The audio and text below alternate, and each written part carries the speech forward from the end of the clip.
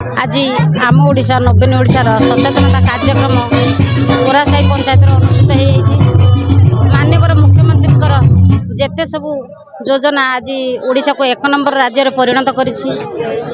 शिक्षा स्वास्थ्य गमनागमन कृषि सबु क्षेत्र में आज आम राज्य बहुत आगे अच्छी।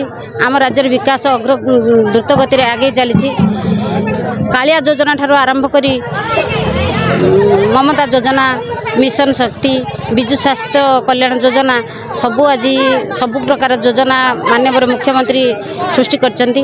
तेणु समस्त उन्नति पाई माननीय मुख्यमंत्री आज बहु किछि योजना प्रस्तुत करछंती। आम पंचायत आज बहु विकास रे अछि। आम पंचायत बहुत किछि विकास होईछि। तेणु माननीय मुख्यमंत्री और आमर प्रिय विधायक को अशेष अशेष कृतज्ञता जनाऊँगी।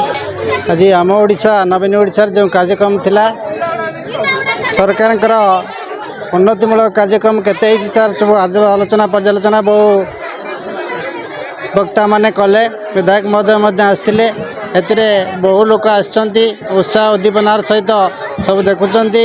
सरकार बहु उन्नयनमूलक कार्य होईची। आम पंचायत जो पंचायत रे होची एटा निज पंचायत आमर ये उरासाई पंचायत रे बहु उन्नयनमूलक कार्य विजु सेतु कतु आरंभ करी सब मंदिर होईची विभिन्न काम होईची।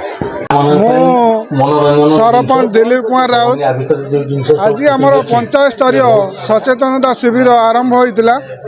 सरकार जो योजना मान अच्छी लोक केमिति अवगत करा लोक पाखरे पहुँचब से सरकार ये व्यवस्था करिसेंती। माननीय मुख्यमंत्री की मो तरफ मु धन्यवाद जनाऊँगी ये व्यवस्था करिथवारु। आम बहुत संख्यार आम लोक मैंने भी उपस्थित रही सभा को श्रृंखलित नेले। एथिपाई आमर विधायक लोकों पाखरे पहुँची वार्ता देइचंती जे सरकार जहाँ सब योजना करिसेंती लोकों पाखरे पहुँची निश्चित भाव में सफल होइचंती।